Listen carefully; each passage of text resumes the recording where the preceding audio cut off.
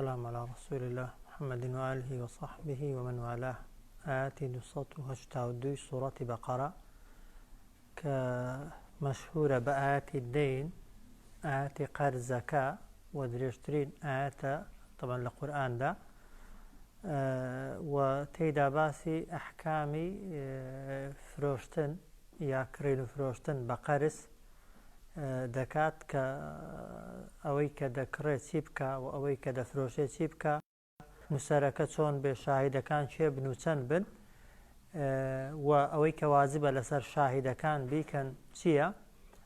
بە درێژی باسی ئەو بابەتانە دەکات. سەرەتای دەفەرمێت یا ئەیوهە الەذینە ئامەنوا، یا ئەیوهە الەذینە ئامەنوا، ئەی ئەوانەی کە ئیمانتان هێناوە، ئیدا تەداینتم، یعنی کاتێک مامەڵەیەکتان کرد بە شێوەی قەرز، ئیدا تەداینتم، کاتێک مامەڵەتان کرد لەگەڵ یەکتری بیدەینین بە قەرز، یعنی پارەکە حازر نەبوو، ئیلا ئەجەلین موسەما، با قەرزەکە بۆ کاتێکی دیاریکراو بێ. یەکەم هەنگاو ئەگەر ویستت شتێک بفرۆشی بە قەرز یا بکڕی بە قەرز،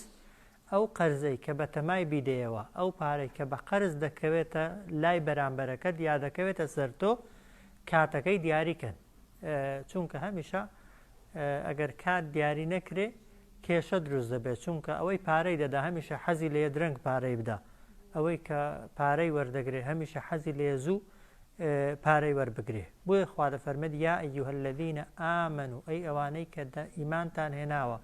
ئیدا تەداینتم، کاتێک مەڵە و کڕین و فرۆشتنێکتان کرد لەگەڵ یەکتری بیدەینین بە شێوەی قەرز، ئیلا ئەجەلین موسەما، با ئەو قەرزە بۆ کاتێکی دیاریکراو بێ، ماوەکەی دیاریکراو بێت لەکن هەردووکان، هەم کڕیارەکە هەم فرۆشیارەکە. کڕیارەکە بزانێ کەی پارەکەی دەدا و ئەوەشی کە فرۆشیارە بزانێ کەی پارەکەی وەردەگرێ. ئەوە یەک. دووەم فەکتوبوه، ئەو پارەی کە دەبێتە قەرز بینوسن، فەکتوبوه بە شێوەی ئەمر دەفەرمێت بینوسن. جا نووسین لە کاتی معاملەدا طبعا خلافی تێدا، هەندێک لە عولەما دەفەرمون واجبە، چونکە سیغەکە سیغەی ئەمرە، یعنی ئەگەر شتێکت کڕی یا شتێکت فرۆشت پارەکە حازر نەبوو، واجبە لەسەر هەردوو لە مودەتەکەی دیاریکەن، ماوەی دانی قەرزەکە دیاریکەن، و پاشانش ئەو مەبلەغە پارەیە کە دەبێتە قەرز لە بینی خۆیانیاندا دەبێ بینوسن. هەندێک دەفەرمون سونەتە، واجب نییە، سونەتە بینوسی، ئەگەر نەدنووسی گوناهبار نابی ئەگەر متمانە و سیقە هەبوو لە بەیندا. هەندێک دەفەرمون مباحە، مباح حەڵاڵە، بینوسی و نەنووسی وەکو یەکە. هەندێک لە عولەما دەفەرمون ئاەتەکە تەنها ڕێنمونیە، تەنها پێشنیارکردنە، یعنی ئەگەر بینوسی باشە، ئەگەر بینوسین چاکە. هەندێکی لە عولەما دەفەرمون ئاەتەکە مەنسوخە، سەرەتا واجب بوو، بەڵام بە ئاەتی کە دەرسێکیکە دەیخوێنین خوا دەفەرمێت فەئین ئەمینە بەعضوکم بەعضا، ئەگەر هێندێکتان ئەمین بوون لە هێندێکتان، ئەوە بە ئەوەی کە بە ئەمین دادەندرێ ئەمانەتەکەی بداتەوە، دەڵێن لە حکومەکەی گۆڕاوە لە واجبیەت بۆ ڕێنمونی و سونەتی. هەرچۆنێکی بێت طبعاً لە کاتی معاملە و کڕین و فرۆشتن و قەرز وەرگرتن و قەرزداندا ئەگەر ماوەکە دیار بێ و ئەوەی کە بە قەرز دەیدە یا بە قەرز وەری دەگری بینوسی، ئێستا دەیگەینێ و جگە لە نووسینیش طبعاً شاهیدیشی لەسەر بگری، بێگومان کەمترین کێشە دەکەوێتە بینی کڕیارەکان و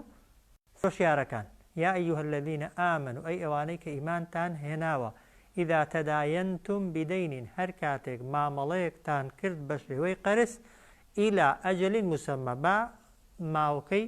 دیاریکراو بێ، با بۆ کاتێکی دیاریکراو بێ. دووەم فەکتوبوه، ئەوەی کە داوتە بە قەرز یا بە قەرز دەکەوێتە کنت بینوسن. ئەو جار وەلیەکتوب، چێ بینوسێ؟ وەلیەکتوب بەینەکم، با بینوسێ لە نێوانتاندا کاتیبون، نووسەرێک، کەسێک کە بتوانێت بنووسێ و بخوێنێتەوە بالعدل، بە شێوەیەکی دادگەرانە، بەڕاستی، بە دروستی، یعنی نەک بە تایبەتی طبعاً ئەگەر فرۆشیار و کڕیار نەخوێندەوار بن، کەسی نووسەریش کەسێکی عادل نەبێ، دەتوانێت ئەو دوو کەسەی ئاسان بە شەڕدا، دەتوانێت ئاسان مشکلیان بۆ دروستکە. مەبلەغی قەرزەکەی تۆزێک زیاد بنووسێ یا تۆزێک کەمی بنووسێ، لە بینی کڕیار و فرۆشیارەکەیدا دەبێتە کێشە یان ئەو ماوەیە کە دایدەنێن بۆی قەرزەکەی تێدا بدرێ ئەگەر کەمتر یا زۆرتر بنووسێ دیسان دەتوانێت کێشە دروستکە بۆیە هەموو کەسێکش بە کەڵکی ئەوەی نایە بیکەیە کاتیب ئەو کەسەی کە دەیکەیە کاتب و قەرزەکەت بۆ دەنووسێ دەبێت کەسێکی عادل بە معنای ئەوەی ڕازگۆ و جێگای ثیقە و متمانە بێ وەلیەکتب بینەکم با بینووسێ لە نێوانتاندا ئەو قەرزەی کاتیبون بالعدل نووسەرێک بە شێوەیەکی ڕاست و دروست و وەک خۆی پاشان دەفەرمێ وەلا یەئبە کاتیبون با ڕێگر نەبێ ئەوانەی کە نووسەرن ئەی یەکتوبە لەوەی کە بنووسن کەما عەلەمەه الله بەو شێوەیە کە خوای گەورە فێری کردوون یعنی خوای گەورە چۆن فێری خوێندن و خوێندەواری کردوون با بە شێوەیەکی ڕاست و دروست بەو شێوازە بینووسن نەک ویستی خۆیان و حەزی خۆیان و مەسلحەتی خۆیان و بەرژەوەندی خۆیان یان ئاشوب و کێشە بە شێوەیەک بنووسن لە بینی کڕیار و فرۆشتیدا دروستکەن وەلا یەئبە کاتیبون با ڕێگر نەبن ئەوانەی کە نووسەرن ئەی یەکتوبە لەوەی کە بنووسن کەما عەلەمەه الله بەو شێوەیە کە خوای گەورە فێری کردوون اینجا دەفەرمێت فەلیەکتوب با بینووسێ ئەو جار بەوەندەش قەناعەت نەکا وەلیوملی للذی عەلەیه الحەق و با دانی پێدا بنێ ئەو کەسەی کە حەقەکەی کەوتۆتە سەرێ حاڵی یعنی لە کاتی نووسیندا نابێت تەنها گوێ لە یەکێکی بگرێ ها یەکەم جار ئەو کەسەی قەرزەکەی دەکەوێتە سەر یەکەم جار ئەو کەسەی کە دەبێتە قەرزدار دەبێت بە زمان بڵێ ئەمن ئەوەندە پارەی فڵان کەسم بە قەرز لەسرە بۆ ئەو مدەتەی وازحە وەلیوملی للذی عەلەیه الحەق و بادان بە قەرزداریەکەی دابێنێ ئەو کەسەی کە حەقەکەی مافەکەی قەرزەکەی دەکەوێتە سەر ئەو جار وەلیەتەقی الله ڕەبە با ئەو کەسەی کە قەرزەکەشی دەکەوێتە سەرێ لە پەروەردیگاری خۆی بترسێ با لەخوا بترسێ لە کاتی ئیعترافکردن و دانان بە قەرزەکەیدا وەلا یەبخەس منه شەیئە با هیچی لێکەم نەکاتەوە چەندیک لەسرە شتەکەی بە چەندە کڕیوە چەندە قەرزی لەلا ماوە با لەخوا بترسێ لە کاتی قسەکردن بۆ شاهیدەکەی با قسەکان وەکو خۆی بکات چونکە کاتیبەکە لەوانەیە ئاگای لە هیچ نەبێ گوێ لەو کەسەی بگرێ کە خاوەن قەرزە عادەتەن قسەی ئەو کەسەش قوبوڵەکە قەرزەکەی دەکەوێتە کنێ چونکە ئەوەی کە دەبێتە ساحب قەرز قەرزی دەدا بە خەڵکی هەمیشە نەفسی ئینسانە لەوانەیە گومانی لێ بکرێ زیادەی بۆ خۆی بڵێ وایە بەس ئەو کەسەی ئیعتراف بە قەرز دەکا ئەگەر لە خواترز بێ تەبان هیچ زیادەی لە خۆبار ناکە و هەروەها لە ترسی خوای گەورەش ناتوانێ کەمتر لەوەی کە لە سەریەتی بیڵێ بۆیە خوای گەورە ڕێنمونی کاتیبەکەی دەکات دەفەرمێت وەلیەکتب بینەکم کاتیبون بالعدل با لە نێوانتاندا نووسەرێکی دادگەر قەرزەکەی بنووسێ وەلا یەئبە کاتیبون ئەن یەکتوبە کەما عەلەمەه الله با ڕێگر نەبێ کەسە نووسەرەکان لەوەی کە بنووسن بەو شێوەیە کە خوا فێری کردوون یعنی ئەگەر کڕیار و فرۆشیارەکە بانگی نووسەرەکەیان کرد با نووسەرەکە عینادی نەکا ئەو نووسین و خوێندنەوەی کە خوا فێری کردووە با لەو شوێنەدا بەکاری بێنێت فەلیەکتب وەلیوملی للذی عەلەیه الحەق اینجا با بنووسێ با دانیشی پێدا بنێ بە قەرزداریەکەی ئەو کەسەی کە قەرزەکەی دەکەوێتە سەر وەلیەتەقی الله ڕەبە با لە پەروەردیگاری خۆشی بترسێ لە کاتی دانان بە قەرزەکەدا وەلا یەبخەس منه شەیئە با هیچیشی لێکەم نەکە ئەدی فەئین کانە الذی عەلەیه الحەق سەفیهەن ئەگەر هاتوو ئەو کەسەی کە حەقەکەی دەکەوێتە سەرێ کەسێکی کەم عاقڵ بوو کەم عاقڵ مەرز نییە شێت بەڵام ئەگەر لە پارەکەی نەدەزانی بە نمونە یا زمانەکەی نەدەزانی نەی دەتوانی نووسەرەکەی تێبگەێنێ وازحە فإن كان الذي عليه الحق وتمان واجبا لو كاتي نووسیندا ئەوەی کە دەبێتە قەرزدار ئیعتراف بە قەرزەکەی بکە وایە ئەگەر ئەوەی قەرزەکەی دەکەوێتە سەرێ ئەوە شتەکەی بۆ کڕدراوە بە قەرز کەسێکی سەفیه بوو عقلی کامل نەبوو یا زمانی تەواو نەبوو یان نووسەرەکە لی تێنە دەگەیشت فإن كان الذي عليه الحق سفيها ئەگەر ئەو کەسەی حەقەکەی دەکەوێتە سەرێ کەسێکی نەزان بوو معاملە و کڕین و فرۆشتنی نەدەزانی ئەوە یەک ئەو ضعیفەن یا کەسێکی لاواز بوو یعنی زۆر منداڵ بوو بە نمونە نەگەی بوو ئەو تەمەنەی مەبلەغی پارە و ئەندازەی پارە لێک زیاکاتەوە یان بە ساڵدا چوو بوو کەسێکی پیر بوو هۆشی تێکەڵی دەکرد ئەو لا يستطيع أن يمل یان کەسێک بوو نەیدەتوانی قسە بکات و دان بە قەرزەکەی دابنێ جا ئەو ئەی یومیل لە دەگونجێ لاڵ بێ کەسەکە نووسەرەکەش زمانی ئیشارە نەزانێ یان ئەگەر دوو زمانی جیاواز بن ئێستا بە تایبەتی یەکیان بە زمانە قسان کات و بەرمونەوەی دەبێتە ساحب قەرزەکە زمانەکەی لەگەڵ زمانی نووسەرەکەی جیاواز بێ چۆن لێ تێبگا لەو حاڵەتانەدا ئەگەر ئەوەی قەرزەکەی دەبێتە قەرزدارەکە بۆ خۆی نەیتوانی مەبلەغی قەرزەکەی بڵێ ئاخوا فێرمان دەکات دەفەرمێت هو فەلیملیل وەلیو بالعەدل با سەرپەرشتیکارەکەی دانی بۆ بە قەرزەکەیدا بنێ بەڵام بە شێوەیەکی دادگەرانە واضحە فإن كان الذي عليه الحق سفيها ئەگەر ئەو کەسەی قەرزەکەی دەکەوێتە سەرێ کەسێکی کەم عاقڵ بوو ئەو ضعیفا کەسێکی لاواز بوو یعنی منداڵ بوو یا بە ساڵدا چوو بوو ئەو لا يستطيع أن يمل یا نەیدەتوانی بە زمان قەرزەکەی بڵێ لاڵ بوو بە نمونە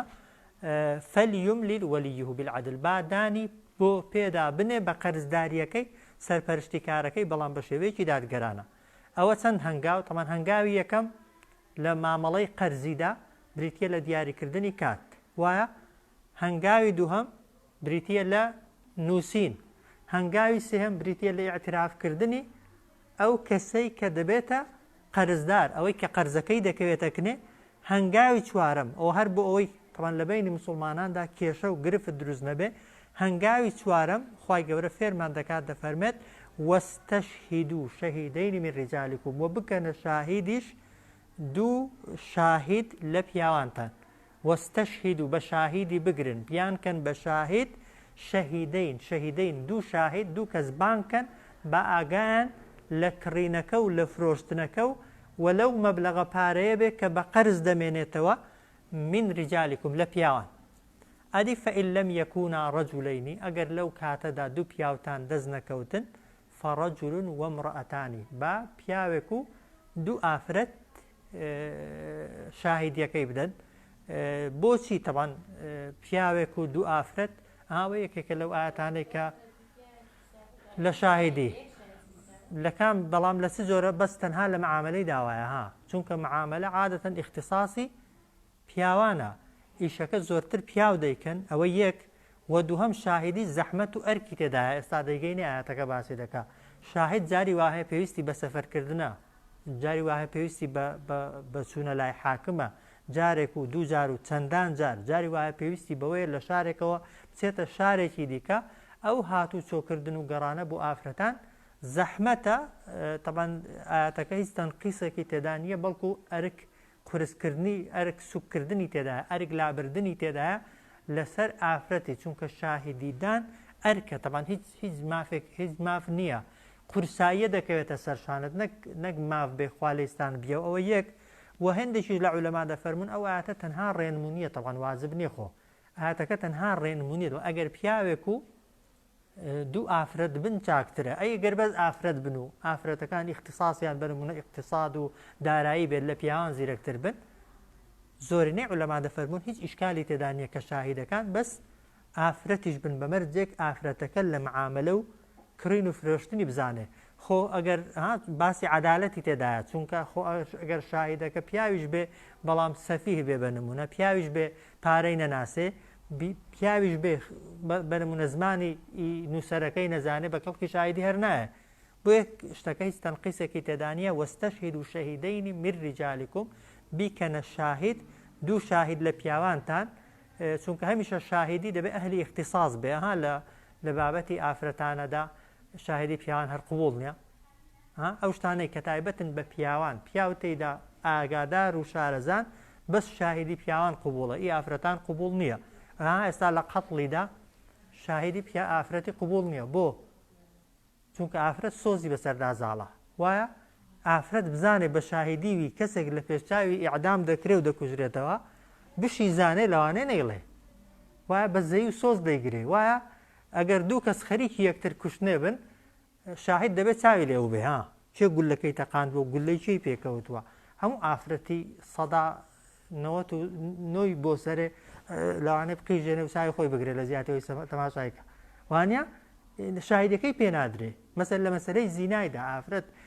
شاهدی ئافرەتی قوبول نییە بۆ چونکە ئافرەت شەرم و حیای هەیە طبعاً هیچ کاتێک ئافرەتێک ئیماندار بێ کە ئەوانەی بە کەڵکی شاهدی دێن ڕووی نییە بچێت تەماشای پیا و ئافرەتێکی کە خەریکی داوێن پیسید بۆیە بەڵام لە مەسلەی شیر و کچێنی وها مەجموعەیەک ئەحکامی تایبەت بە ئافرەتان کە پیا هیچی لێ نازانن شاهدی پیاوان تێیدا هەر قوبول نییە بۆ چونکە اختصاصەکەی اختصاصی بۆیە ئاەتەکە باسی اختصاص و تایبەتمەندی دەکات باسی گەورەی و گچکەی چاکی و خراپی ناکە بۆیە ئاەتەکە دەفەرمێت بیکەنە شاهید دوو کەس لە پیاوانتان فإن لم يكونا رجلين ئەگەر دوو پیاوتان دەست نەکەوتن بە تایبەتی لە سەفەر و لە ئەوانەدا ئەوە فەڕەجل وامرأتانی پیاوێک و دوو ئافرەت ممن ترضون من الشهداء لەو کەسانەی لەو پیا و ئافرەتانەی کە ڕازین لە شاهیدیەکەیان ممن ترضون من الشهداء لەوانەی کە لێیان ڕازین لە شاهیدی طبعاً ئەو کاتیش هەموو ئافرەتێک بە کەڵکی شاهیدی نایە و هەموو پیاوێکیش بە کەڵکی شاهیدی نایە ئەو پیا و ئافرەتانەی کە بانگیان دەکەن بۆ شاهیدی دەبێ ڕازی بن لە شاهیدیەکەیان دڵنیا بن لەوەی کە درۆ ناکەن خۆیان نافرۆشن خیانەت ناکەن ناپاکی ناکەن یا جاری وایە ناپاکش نییە کەسە کەشتی لەبیر دەچێتەوە بە نمونە دوێنێ ئەو ڕۆبی کە بە شاهید لەسەر بابەتێکی بەیانی بانجی کەەوە لەوانەیە نەزانێت ڕووی داوە ئەو زۆرە کەسانە بە کەڵکی شاهیدی نایەن پیاو بن یا ئافرەت بن اینجا هۆکاری ئەوەی کە دوو ئافرەت بە پیاوێک حیسابن لە شاهیدیدا چییە خوا دەفەرمێ ئەن تەضل ئیحداهما بۆ ئەوەی ئەگەر یەکێک لە دوو شاهیدەکان لەبیریان کرد فتذكر إحداهما الأخرى ئەوەی دیکە شاهیدیەکەی وەبیر بێنێتەوە و هاوکاری یەکتری بکەن لە وەبیر یەکتر هێنانەوە یان لە لەبیر نەچوونەوەدا ئەو جار شاهیدەکان دەبێت چی بکەن دقەتی دەن ولا يأبى الشهداء إذا ما دعوا نابێ ڕێگریش بن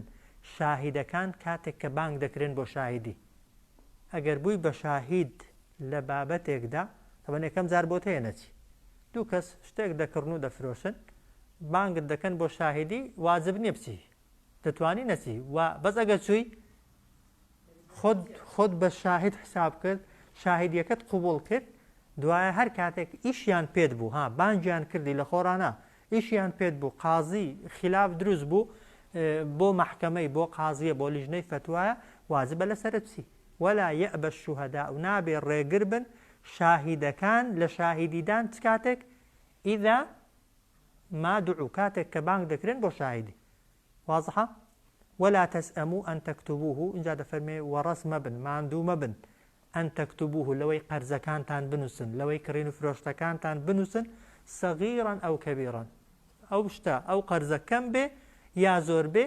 ئیلا ئەجەلیهی بۆ ئەو ماوەیەشی کە بۆی دادەنێن و کۆ بۆی دیاری دەکەن بۆیە ئەگەر شت بوو بە قەرز چاکتر وایە طبعاً نووسینی هەر تێدا بێ زۆر بێ یا کەم بێ چونکە ها پارەکە کەمیش بێ ئەگەر خلاف دروست بوو لەگەڵ ئەو کەسەی معاملە لەگەڵی کردو ئەگەر تەنها 1000 بە گومان بەلای ویدا بچێ گومانت هەتایە لە دڵیدا دەمێنێت لە بەرامبەریدا لە بەرامبەریدا دڵت گەردەگرێ بۆیە کەم بێ یا زۆر بێ بینوسی باشترە چونکە عادەتەن ئەگەر نووسین کەمتر گۆڕانکاری بەسەردادێ ولا تسأموا أن تكتبوه يعني ورزوا ماندوو بێتاقەت مەبن لە نووسینی قەرزەکانتان سەغیران ئەو کەبیران قەرزەکان گچکە بن یا گەورە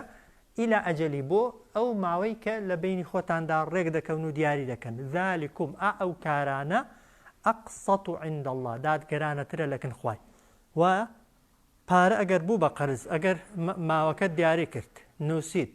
شاهیدت گرتن کەسەکە بۆ خۆی ئیعترافی کرد کە قەرزداریەکەی چەندە لای خوای گەورە طبعاً زۆر نزیکترە تۆ بە کەسێکی عادل و دادگەر حساب بکرێ نەحەقت بخورێت و نەحەقی کەس بخۆی ذلكم ئەوە بۆ ئێوە ئەقسەط عند الله دادوەرانەترە دادگەرانەترە بۆتان لای خوا ئەوە یەک و ئەقوەم للشەهادەتی بەهێزتریشە بۆ شاهیدی دوو شاهیدت بان کردوون ئەگەر شاهیدیاندا فلان کەس ئەوەندە پارەی فلان کەسی قەرزدارە ئەگەر قسەکەیان لەگەڵ نووسینەکەی یەکی گرتەوە چەند بەقووەترە ئەی ئەگەر تەنها قسە بێ تەنها قسە بێت تەنها گوتن بێت تەوان نووسینی لەگەڵدانە بێ بێگومان لەوانەیە ئەو کەسەی زەرەر دەکا گومانی لە شاهیدەکان بۆ دروست بوو بێت چونکە عادەتەن شاهید کاتێکی بانگ دەکرێن ئەو کاتی خلاف دروست دەبێ ها ئەو کاتەی ناکۆچی دروست دەبێت لە حاڵەتی طبیعیدا کڕیار و فرۆشتیار کێشەیان نەبوو پێویستیان بە شاهید و بە نووسەر و بە ئەوانە نییە کاتێک گرفت دروست دەبێت مشکلە دروست دەبێت لە بینیاندا لەسەر مەبلەغەکەی یا لەسەر کاتەکەی بانگی شاهیدەکان دەکەن ئەگەر قسەی دوو شاهید وەکو یەک بوو اینجا قسەکانیان لەگەڵ نووسینەکاندا وەکو یەک وا بوو بێگومان گومانەکەی دەڕەوێنێتەوە و هیچ گومانێک لە بینی کەسەکاندا دروست ناکە بۆیە دەفەرمێت و ئەقوەم للشەهادەتی نووسین و شاهیدی بەهێزترە بۆ شاهیدەکانیش و ئەدنا نزیکتریشە لەوەی کە ئەللا تەرتابوو لە بەرامبەر یەکتریدا لەگەڵ یەکتری نەکەونە گومان و گومانتان لە یەکتری نەبێ وازحەوانیە بۆ هەموو معاملەیەک کە قەرزی تێدەکەوێ کەواتە کەم بێ یا زۆر بێ لای کەمی ها ئەگەر واجب نەبێ سنەتە ئەگەر واجب نەبێ سنەتە قەرزەکەت کاتەکەی دیار بێ نووسینی تێدا بێ و زائیدەن دوو شاهیدیشی تێدا بن و لە کاتی شاهید یەکەشدا ئەوەی کە دەبێتە قەرزدار بە زمانی خۆی قەرزەکەی ئیعتراف پێ بکات قەرزەکەی بڵێ بۆی زیاد و کەمی لەسەر نەنووسن إلا أن تكون تجارة أي أجر هاتو بازرگانيكا حاضرة آمادة بو دستا و دست بو يعني شتيك الدكري باركشد يكسر ددا كسكي تديرونها بينكم أو كروجانا آلو غوري دا كان لبيني خوتان دا أو فليس عليكم جناح ألا تكتبوها أو هيس جناح تان ناقاتي أجر أو زورا كرينو فروشتنانا ننوسن واضحة إلا أن تكون تجارة حاضرة مجر ئەوەی دەیکڕن یا دەیفرۆشن بازرگانیەکی حازر بێ یعنی کەلوپەلەکەش حازر بێت و پارەکەش حازر بێ ئەوە یەک پاشان تو دیڕونەها بینەکم لەو شتانە بن کە ڕۆژانە لە بینی خۆتاندا ئاڵ و گۆڕی دەکەن و دەیهێن و دەیبەن تەوان ئەگەر ئەوە واجب با زۆر زەحمەت بوو وایە هەرچوو بای کیلۆ تەماتەیەکت کڕی بە پێویستت بە دوو پیا و هەبایە و وانە بە نووسەرێکی هەبایە و اینجا بە زمان گوتپاتە فڵان کەس ئەوەندەی تۆم لەسەر ئەوە بەوەندەی لێم کڕی ئەوەندە پارەم دابەتۆ تەوان دەبووە وەک دەڵێ ڕسمیاتێکی زۆری دەویست بۆیە خوای گەورە وەکو ئاسانکاری دەفەرمێت إلا أن تكون تجارة حاضرة ئەگەر بازرگانیەکی دەستا و دەست بوو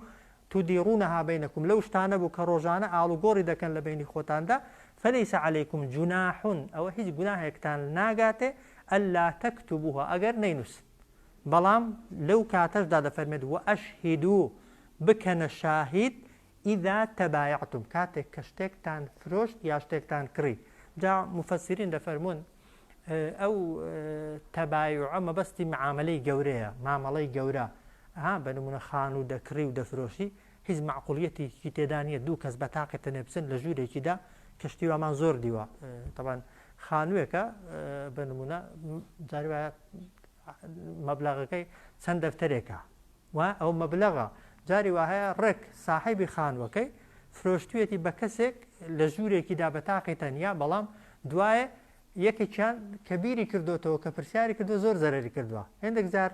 صاحب خانوەکە هەرزان فرۆشتوێتی هێندێک جار کەسەکەی دیکە گران کڕویەتی لەو حاڵەتانەدا یان سارەیە یان زەویە عەرزە ئەوانەی کە مەبلەغی زۆرن پارەی زۆریان دەوێت عادەتەن بەبێ شاهید کڕین و فرۆشتنەکە نەکرێ و هێندێکیش دەفەرمون هەر واجبە تەوان شاهیدەکە و ئەوانە هەبن ئەوەی ئێستا نووسینگە و ئەو دەڵاڵانەی کە دەکەونە بینی ئەگەر تەبەن درۆی تێدانەکەن شتێکی زۆر باشن ئەو ڕسومات و ڕسمیاتە لە بینی کڕیار و فرۆشیار و ئەوانەدا هەبێت بەمەرجێک طبعا يعني كسكان نخلطين وفيل كسكان نكن وأشهدوا إذا تبايعتم شاهد بقرن كاتك شتيكتان فروشت يا شتيكتان كري شتي جورة وزخم بدليل أو كيدي طبعا أجر شتي روجانا وشتي بتوك به شاهد بيويس نية بلان بو معاملة جورة شاهد بقري باشا أو زاد فرمد ولا يضار كاتب ولا شهيد نابه هيج زررك بقيندري بنو سركي وبش ئەو کەسەی دەبێتە شاهید ئەگەر کەسێک بنمونە ویستت نووسینێکت بۆ بکە لە کاتی کڕین و فرۆشتن داوایە پێویستی بەوەی هەبوو کەسەکەی بیبێ شارێکی دیکە ئەو کەسەش کەسابەتی هەبوو ئیشی دەفەوتە ئەگەر کرێی ماندووبوونەکەی و کرێی ڕۆژانەی خۆت لێ وەرگێ طبعا هیچ خراپەیەکی تێدا نییە وازحە یان ئەو کەسەی کە بانگی دەکەی بۆ شاهیدی بنمونە لە شارێکەوە دەیبێ شارێکی دیکە یا کەسەکە کرێکارە و دوکاندارە یا ئیشی هەیە خاوەن مەسلحەتە مەسلحەتەکەی دەفەوتێ لە بەرەوەی لەگەڵ تۆ دێ شاهیدیت بۆ دەدا کرێی شاهیدی دانەکە نەک کرێی قسەکان نا کرێی لە ئیشکردنەکەی کرێی مەحتەلکردنەکەی کرێی ماندووبوونەکەی بدەیە طبعا لە شوێنی خۆیتی و لە جێگای خۆیەتی ئەوە یەک وە پاشانش بە هیچ شێوەیەکی نابێت کاتێک کە کڕیار و فرۆشتیار کێشەیان بۆ دروست دەبێ بچن نووسەرەکەی تاوانبارکەن ڕقیان لە نووسەرەکەی بێ نووسەرەکە قسەی ئەوانی نووسیوە ئەوەی دەبێتە شاهید ئەوەی دیویەتی ئەوەی نەقڵ دەکا حتمما لە کاتی شاهیدیداندا یەکێک قازانج دەکا و یەکێک زەرەر دەکا وایە کە یەکێک قازانجی کرد و یا زەرەری کرد دەبێت بەلایەوە ئاسایی بێ ولا يضار كاتب ولا شهيد نابێ هیچ زەرەرێک بگەێندرێ بەو کەسەی کە دەبێتە کاتب نووسەر و هەروەها بەو کەسەش کە دەبێتە شاهیدها ئێستا شاهیدی ئێستا زۆر کەس تەمان ناوێت شاهیدی بدا لەبەرسی لەبەر ئەو هەموو بانکردن و ڕۆتێنیاتی کە لە شاهیدی دانی هەدا هەیە سا دوو کەس لەکن تۆ شەڕێ بکەن وایە کێشان بۆ دروستبی ئەگەر ببی بە شاهید نەک جارێک دوو جار سێ جار چەند جار لەوانەیە پێویست بەوەی بکابچێ محکەمەی و لەو حاڵەتانەدا مەفروض وایە حەقی شاهیدەکەی نەفەوتێندرێ بۆی هەموو کەس ئاسان ببێتە شاهید و لە ترسی ئەوەش کە تووشی محکەمە و محکەمەکاری نەبێ خۆ لە شاهیدی دان نەشارێتەوە ها ئێستا دەیان کەس هەیە شاهیدی لەکنە بەڵام ئامادە نییە شاهیدی بدا لەبەرچی لەبەرەوەی تااقەتی نییە تااقەتی نییە وە لە شتی قانونیشدا تەوان ئەوە کراوە بزانم بە قانونیش هەیە ئەو کەسەی کە بانگی دەکەی بۆ شاهیدی بۆی هەیە تەوان ئەوەندەی کە لە ئیش بووە کرێی ئەوەکەی خۆی وەرگێ ولا يضار كاتب ولا شهيد نابێ هیچ زەرەرێک بگەێنرێ بە نووسەرەکە و شاهیدەکە وئین تەفعلوا ئەگەر واتان کرد زەرەرتان لە نووسەرەکەیدا یا لە شاهیدەکەیدا فإنه فسوق بكم بێگومان ئەو کارە دەبێتە هۆی تاوانباربوونی ئێوە دەبێتە تاوان و خراپە بۆتان بۆیە خوا دەفەرمێت واتقوا الله پارێزکاری لە فەرمانەکانی خوا بکەن و لە خوا بترسن ويعلمكم الله خوای گەورە فێری زانست و زانیاری و دینی و شریعەتی خۆیتان دەکا والله بكل شيء عليم وخوای گەورە بە هەموو شتێک زۆر زانایە و هەرچی لە دڵتاندایە و هەرچی دەیکەن و دەیڵێن خوای گەورە ئاگای لێتی صلی الله عليه وسلم